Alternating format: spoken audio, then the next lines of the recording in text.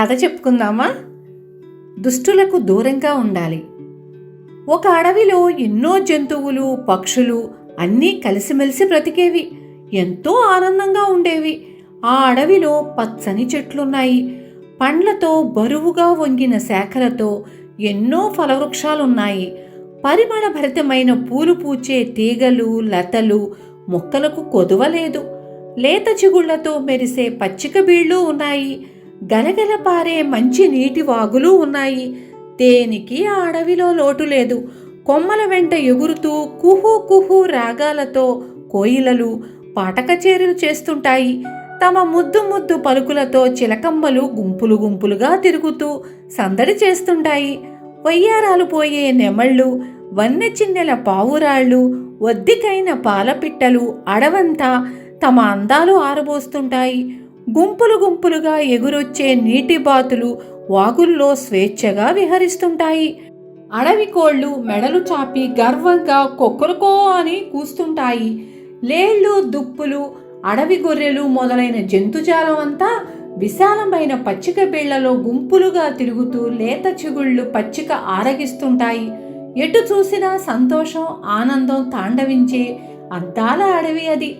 ఇలా ఉండగా వాటి ఆనందాలకు విఘాతం కలిగిస్తూ ఎక్కడి నుంచో ఒక చిరుత అక్కడికి చేరింది. అది వచ్చినప్పటి నుండి ఆ అడవి జీవాలకు కష్టాలు ప్రారంభమయ్యాయి. మంచి జవసత్వాలున్న కుర్ర చిరుత అది. గాలితో పోటీపడి పరుగులు తీయగల నేర్పరి.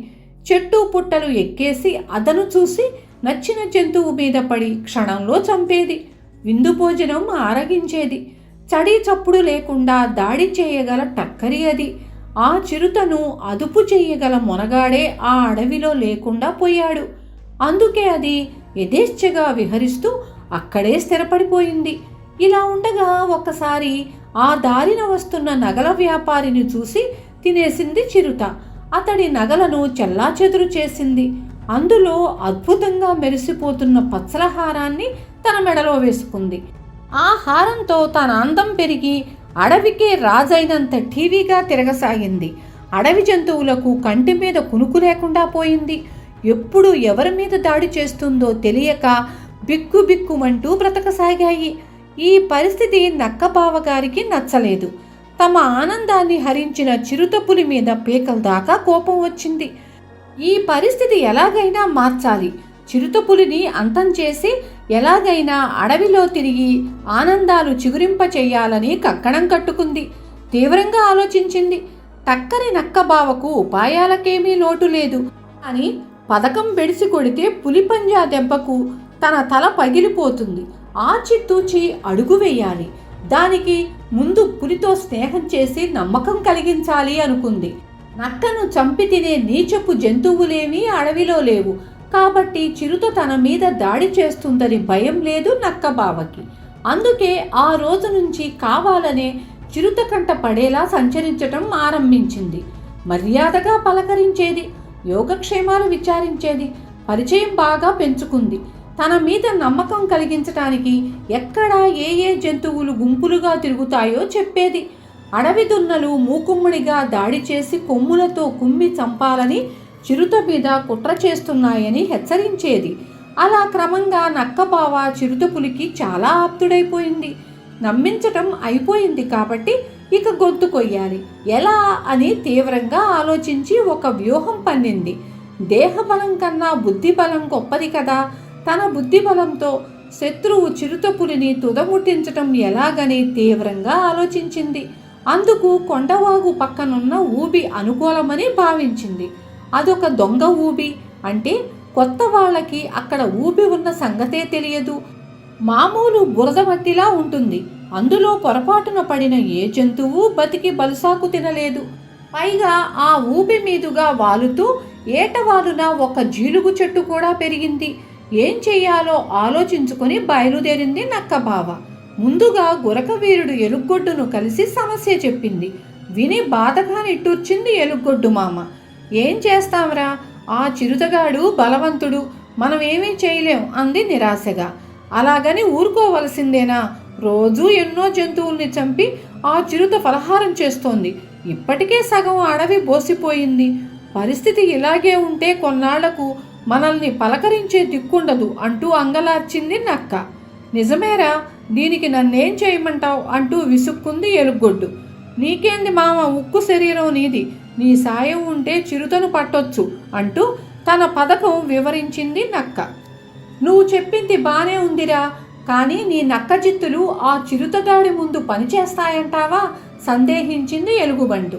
మన ప్రయత్నం లోపం ఉండకూడదు, అప్పుడు చక్కగా పనిచేస్తాయి.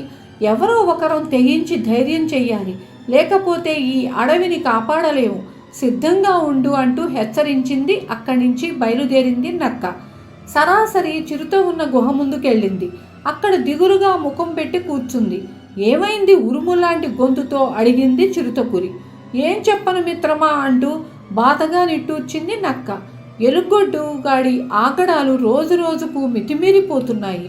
వాడి కోతలు వినలేక చెవులు పులిసిపోతున్నాయి. ఏమంటాడు? నువ్వు తనకన్నా ఎందులోనూ ఎక్కువ కాదట, నిన్ను ఎగతాళి చేస్తున్నాడు. అంత ధైర్యమా వాడికి? ఎందుకంత అహంకారం? చెట్లెక్కటంలో నువ్వు వేగం కావచ్చు, కానీ తలపెందులుగా చెట్లెక్కటం నీకు రాదట, అందుకే అహంకారం. తలుచుకుంటే నేను ఎక్కగలను, దమ్ముంటే పోటీకి రమ్మను, రాకపోతే వాడు ఎక్కడున్నా వెదికి చంపేస్తాను అంది కోపంగా చిరుత. తనకు అలవాటైన విద్య కాబట్టి తలకిందులుగా వెనుక కాళ్లతో చకచకా చెట్టెక్కేసింది ఎలుగుబంటు. తను అలా ఎక్కబోయింది చిరుతపులి. కొంత దూరం ఎక్కగానే పట్టు తప్పింది. జారిపోయి దబ్బున ఊబిలో పడింది. జరిగిన మోసం గ్రహించి పెద్దగా అరిచింది. తమ పాచిక పారినందుకు నక్కబావ, ఎలుగొడ్డు మామ ఆనందంతో గంతులు వేశారు. నీ మూలంగా అడవి వల్లకాడైపోయింది, నీ చావును అందరూ చూడాలి, అడవి జీవాలన్నింటినీ పిలుచుకువస్తాను అంటూ పరుగు తీసింది నక్క. ఎలుగొడ్డు కూడా తమ వాళ్లను పిలవడానికి పరిగెత్తింది. ఊబిలో నుంచి బయటపడలేకపోయింది చిరుత. బురదలో నుంచి కాళ్ళు రావటం లేదు, కొంచెం కొంచెం దిగబడిపోతోంది. పరిస్థితి అలాగే ఉంటే తన చావు ఖాయమనిపించింది. ఏం చెయ్యాలా అని ఆలోచించింది. అంతలో ఒక జింక నీళ్ల కోసం వాగు దగ్గరకొచ్చింది. చిరుతను చూసి భయపడి పారిపోబోయింది. దానికి ధైర్యం చెప్పి దగ్గరకు పిలిచింది చిరుత. నీకు తెలియదా, నిన్నటి నుంచి నేను మాంసాహారం మానేశాను, మీలాగే ఆకులు పచ్చిక తిని బతుకుతున్నాను అంటూ నమ్మబలికింది. అంతేకాదు, ఆహా, చుక్కల్లా మెరుస్తున్న నీ ఒంటి మీద మచ్చలు చూస్తుంటే ముచ్చటేస్తోంది. నా మెడలోని పచ్చల హారం నీ మెడలో ఉంటే నువ్వు వనరాణిలా ఉంటావు. నేను చెప్పినట్టు చేస్తే ఈ పచ్చల హారం నీదే అంటూ ఆశ చూపింది. పచ్చల హారం అనగానే జింకకు ఆశ పుట్టింది. ఏం చెయ్యాలి అని అడిగింది. ఏం లేదు, పొడవాటి తీగను చెట్టుకు కట్టి రెండో కొన నా మీదకు విసిరేయి అంది. అలాగే చేసింది అమాయకపు జింక. ఆ తీగ పట్టుకొని ఊబిలో నుంచి బయటపడింది చిరుతపులి. బయటపడిన ఆనందంతో పెద్దగా అరిచింది. అయినా పచ్చలహారం మీద ఆశతో అక్కడే నిలబడింది జింక. చిరుత కొంచెం కూడా జాలి లేకుండా దాని మీద దూకి చంపేసింది. వాగులో దూకి బురద వదిలించుకొని వచ్చి జింకను తినేసింది. దుష్టులకు దూరంగా ఉండాలని తెలియక చిరుతకు బలైపోయింది జింక. అంతేకాదు, ఎంతో శ్రమపడి సాధించిన నక్క పథకాన్ని కూడా నాశనం చేసింది. తిరిగి వస్తున్న నక్క, ఎలుగొడ్డు, ఇతర జంతువులు జరిగింది గమనించి అటు నుంచి అటే పారిపోయాయి. తన కోసం చిరుతపులి గమనిస్తోందని తెలిసిన నక్క ప్రాణభయంతో మరో చోటికి వలసపోయింది. తిరిగి అడవి జంతువులకు చిరుత నుంచి కష్టాలు తప్పలేదు. విన్నారు కదా, దీంట్లో నీతి ఏంటంటే దుష్టులకు దూరంగా ఉండాలి. ఉంటాను.